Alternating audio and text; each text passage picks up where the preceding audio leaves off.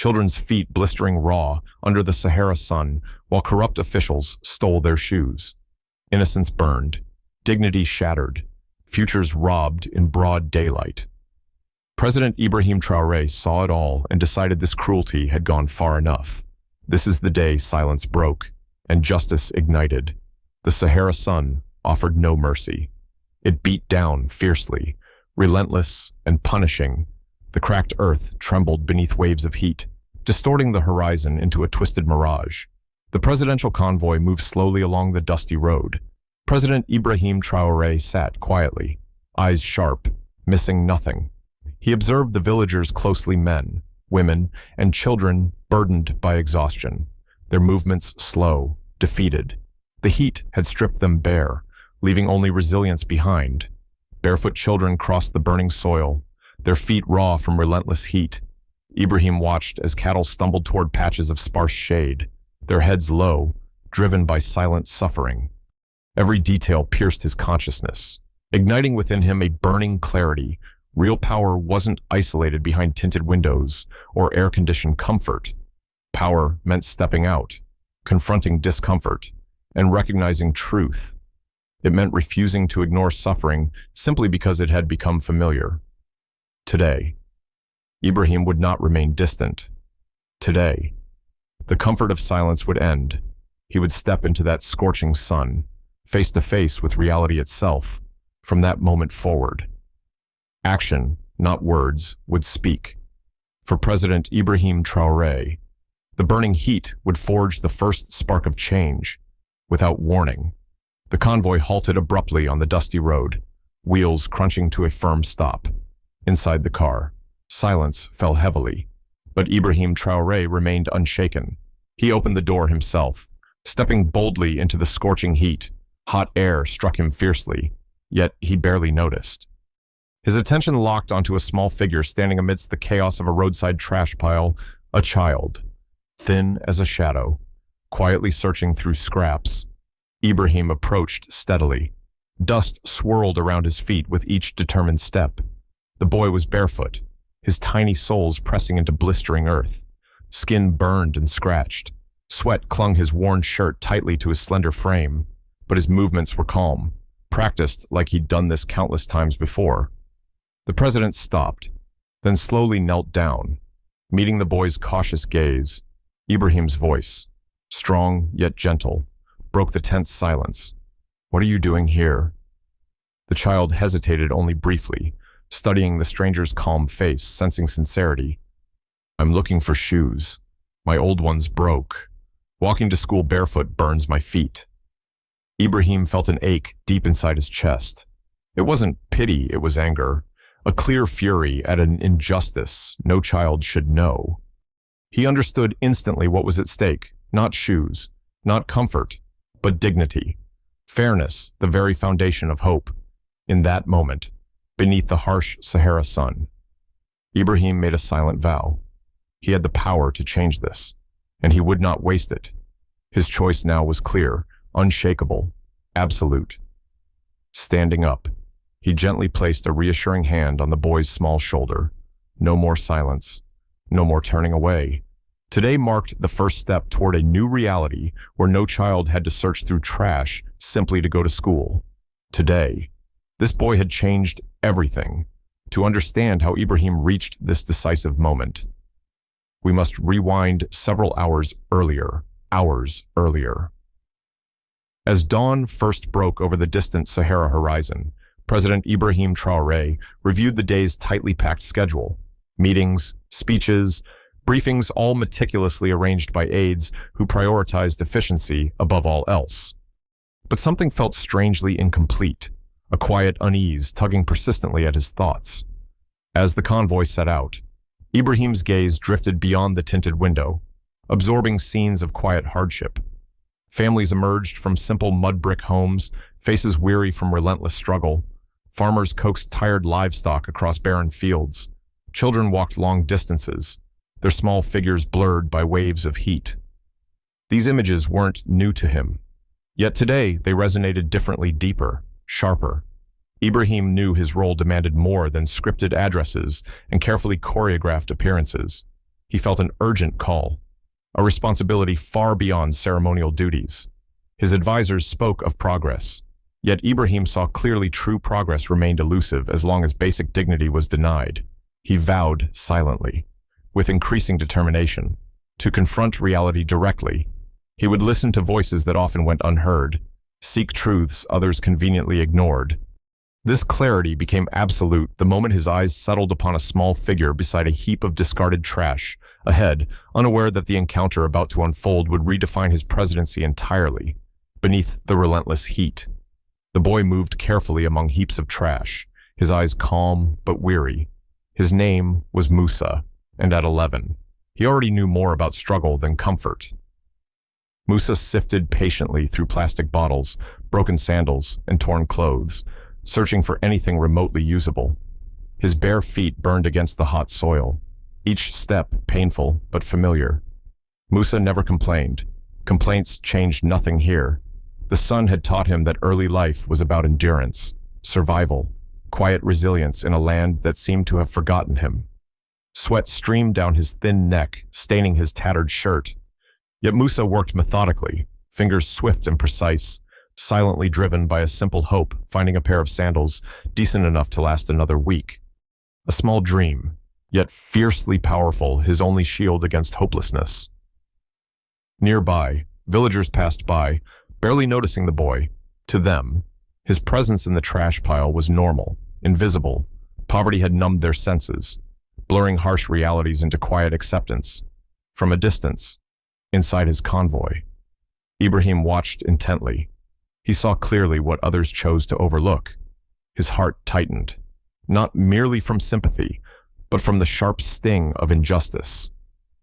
As Musa held up a worn sandal, checking if it might match his wounded feet, Ibrahim recognized something profound, something beyond poverty itself. It was the quiet dignity of a child who refused to give up despite everything.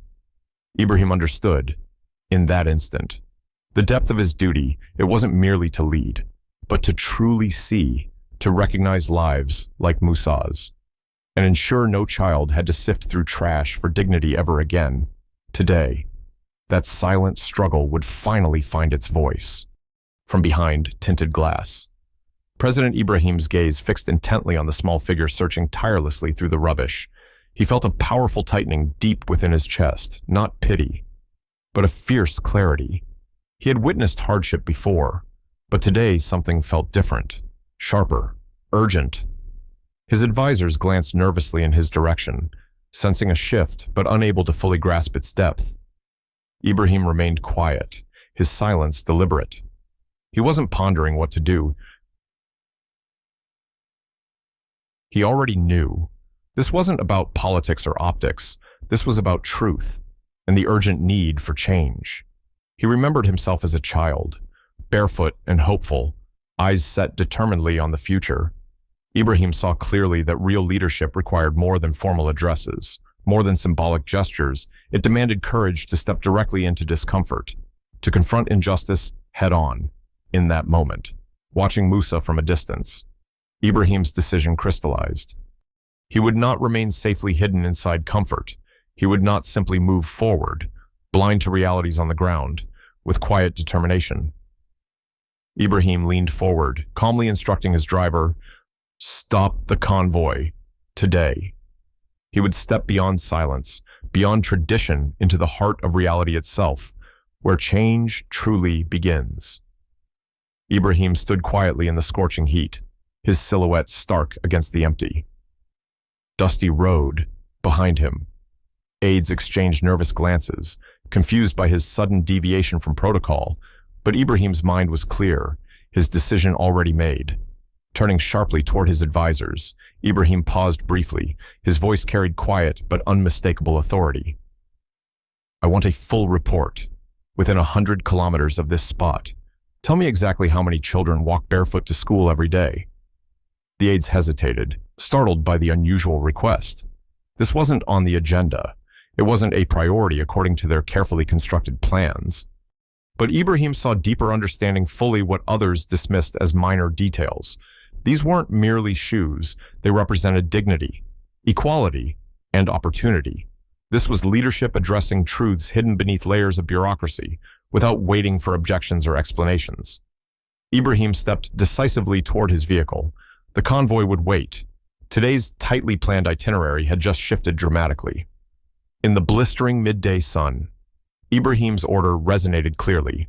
This question, simple yet powerful, would become the catalyst for real, tangible change, beginning at the very spot where Ibrahim chose to confront reality directly, rather than ignore it, inside the convoy.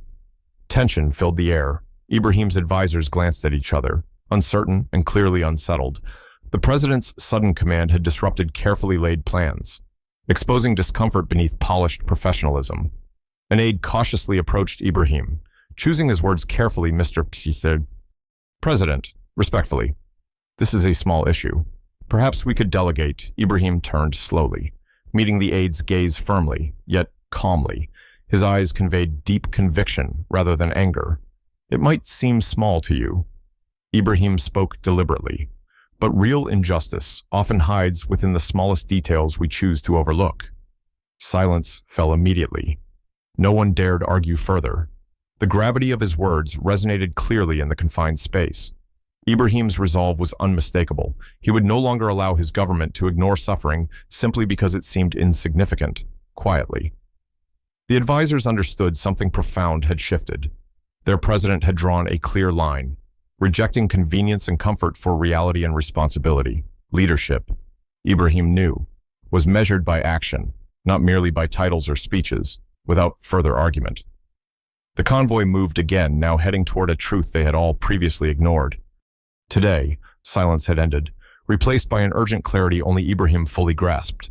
The convoy soon arrived at a modest village. Here, beneath simple mud brick homes, villagers watched curiously, unused to such powerful visitors. Ibrahim stepped out, purposefully moving toward a shaded corner, where Musa now waited nervously, aware something significant was happening. Ibrahim knelt down, meeting Musa's eyes once again, his voice calm yet deeply serious. "Tell me about your school. Are there others like you children without shoes?" Musa hesitated, unsure if his small voice truly mattered, yet Ibrahim's steady gaze reassured him, gathering courage. Musa nodded slowly. "Yes," he said quietly, his voice filled with gentle honesty. "Many of us. Some stay home because walking barefoot hurts too much." Ibrahim listened closely, feeling each word deeply. Musa continued, describing friends with blistered feet, classmates missing lessons, and teachers who tried but failed to help. Each quiet revelation cut deeper into Ibrahim's heart, fueling his growing determination. Villagers gathered quietly, listening as Musa spoke. Their silence revealed a deeper truth. They had grown accustomed to hardship, accepting suffering as ordinary. Ibrahim saw clearly how easily injustice became invisible, quietly normalized through acceptance, standing slowly. Ibrahim faced his advisors, who had quietly followed, his expression clear and resolute. He spoke firmly. "Gather every detail. Find out how many children endure this. No child's future should be lost because we failed to see." With that decisive command, Ibrahim had amplified Musa's small voice into a powerful call for change. From this humble village, a movement would rise, a promise that dignity and opportunity would no longer depend on luck or silence, but on deliberate, compassionate action. Today, one boy's voice had opened the door for thousands. Within hours, Ibrahim's team returned with unsettling news. Documents uncovered from local offices revealed something deeply troubling. A government fund, allocated specifically to provide shoes for schoolchildren, had existed for 2 full years. Yet, not a single child in this village had received anything. Ibrahim's eyes narrowed sharply as he studied the evidence. The reality was stark and painful. Someone had deliberately hidden the truth, siphoning funds away, leaving innocent children barefoot on blistering earth. His advisors stood silent, discomfort etched clearly into their faces.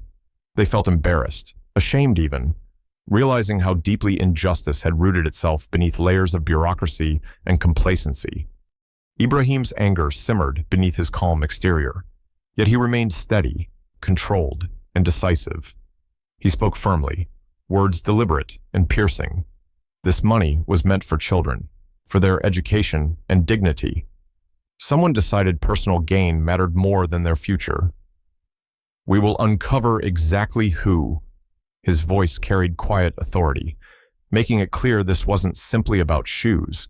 It was about corruption, betrayal, and the silent theft of dignity from the most vulnerable. Ibrahim understood fully that real change demanded accountability, not superficial promises or temporary fixes. The truth now lay bare, undeniable. Hidden injustice had thrived precisely because no one had dared confront it directly. Today, Ibrahim vowed silently that silence would end. He would shine a relentless spotlight on corruption, no matter who or what stood in his path, because, in the end, power was meaningless if it couldn't protect the most vulnerable. In this quiet village, under the unforgiving heat, Ibrahim had found a deeper purpose. Today marked not just the uncovering of a hidden crime, but the first bold step toward true justice. As evening shadows fell over the village, President Ibrahim's investigators uncovered even darker truths.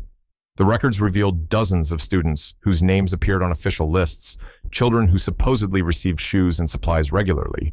Yet, when Ibrahim's team searched for these students, they found only empty spaces, names without faces. Ghosts invented solely to drain funds through falsified reports and non-existent deliveries. Each false name was more than mere fraud. It represented stolen opportunities, broken trust, and shattered dreams. Ibrahim felt a surge of deep, controlled anger as he listened quietly, each word of the investigation hitting hard, confirming suspicions he'd long feared. The village elders gathered silently, their eyes downcast. Shame hung heavily in the air, not because of their complicity, but because they'd trusted a system that failed their children so blatantly. Ibrahim watched their faces, recognizing clearly the price of betrayal, hope replaced by quiet resignation, in a small office nearby. The local official responsible for these fabricated lists sat nervously, sweat dripping down his forehead, as Ibrahim's investigators approached him, demanding explanations. The official's carefully constructed facade crumbled rapidly, fear replacing confidence. Ibrahim watched from a distance, his expression stern yet calm. He understood clearly corruption thrived precisely because people looked away, accepting deceit as inevitable. Tonight, that complacency would end. The ghosts hidden in ledgers and fake paperwork would finally vanish, replaced by transparent truth and justice. As darkness deepened, Ibrahim stood resolutely beneath a fading sky, fully committed to a path of accountability. No longer would invisible corruption silently erode the dignity of the innocent. Tonight, ghosts would be revealed, names restored, and stolen futures reclaimed. Because justice began precisely at the point where truth shattered silence. In the soft glow of twilight, Ibrahim approached Musa again, kneeling gently beside him. The boy's nervous eyes searched the president's face. Sensing the weight of the moment, Ibrahim's voice was calm and reassuring. "Musa, do you know anything about this? Anything you've heard?" Musa hesitated briefly, looking down at his bruised feet. Gathering courage, he finally spoke softly, his voice trembling but clear. "My cousin, he works for the government here. I heard him tell his friends once that they sell shoes from the government fund." He laughed about how easy it was. The simple confession pierced Ibrahim deeply. This wasn't speculation, it was painful confirmation. Evidence coming directly from a child forced into poverty by greed. Musa's quiet revelation held more truth than countless official documents. Ibrahim stood slowly, gently touching Musa's shoulder in gratitude. He knew the boy's courage was monumental, risking everything simply by speaking honestly. In that instant, Ibrahim's resolve solidified completely. Corruption had thrived on silence and fear.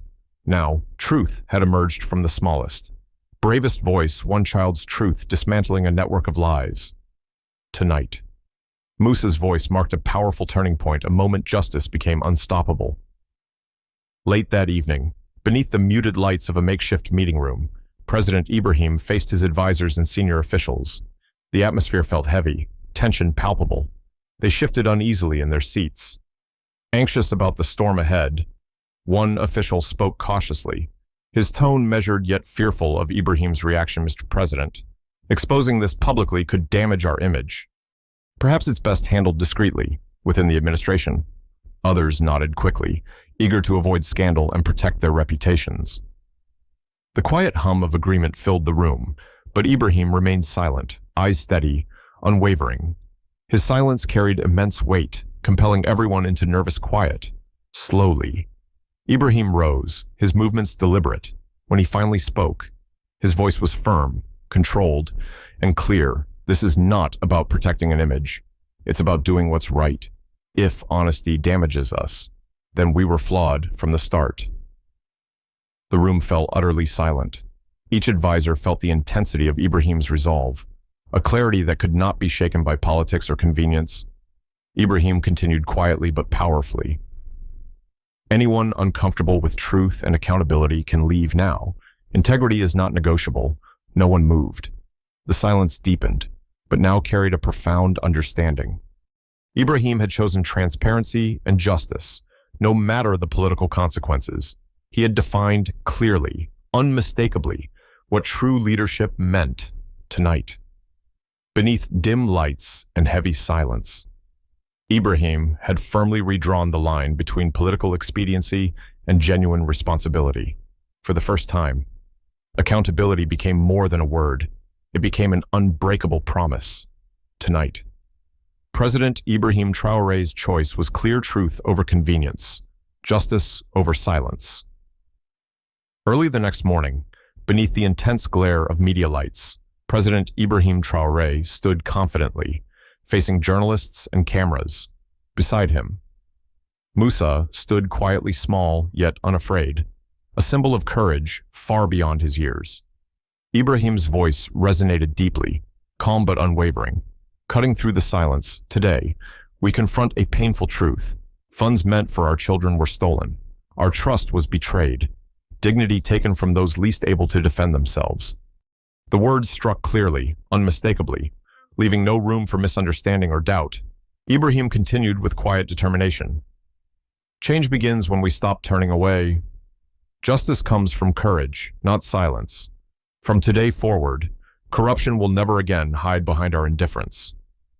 He gestured gently toward Musa, his eyes softening with genuine respect and admiration. This young boy showed more courage than many adults ever have. His honesty reminded us what leadership truly demands: accountability, compassion, and action. The crowd remained still, listening intently, understanding the gravity of the moment. Ibrahim concluded simply, firmly, "As of today, I have dismissed the official responsible. This isn't about punishment, it's about restoring trust. We must prove to every child, to every family, that dignity and justice matter." Cameras clicked softly, capturing the profound quietness in Ibrahim's eyes, determined, resolute, compassionate. Beside him, Musa stood proud, his small figure now representing powerful change, hope born from honesty and courage. This was the moment when truth triumphed openly over corruption, courage defeated fear, and Ibrahim's leadership redefined itself through clear, uncompromising action. From now onward, silence would no longer shield injustice, because real leadership always chooses truth, even when it's hardest. Within days, President Ibrahim's decisive actions sparked immediate change, with careful oversight and unwavering determination. The Steps of Hope initiative launched nationwide, directly ensuring shoes reached every child in need. The program's transparency left no room for corruption. Every pair delivered was tracked meticulously, every recipient accounted for. Villages that once seemed forgotten felt the impact swiftly. Children like Musa, whose bare feet once burned on scorching earth, now proudly wore shoes designed specifically for harsh conditions. Each delivery was more than footwear. It represented restored dignity, renewed opportunity, and tangible proof that justice had finally arrived. Schools across the region filled again with vibrant energy. Attendance increased sharply, children excitedly walking together along roads once impossible to endure barefoot. Teachers reported improved morale. Families expressed genuine relief. The simple act of providing shoes began to transform entire communities. At the heart of the program was absolute clarity, accountability, and direct involvement from Ibrahim himself. Officials knew clearly misuse would never again be tolerated. The president's commitment was evident, visible in every step taken by children who once walked barefoot, on each pair of shoes.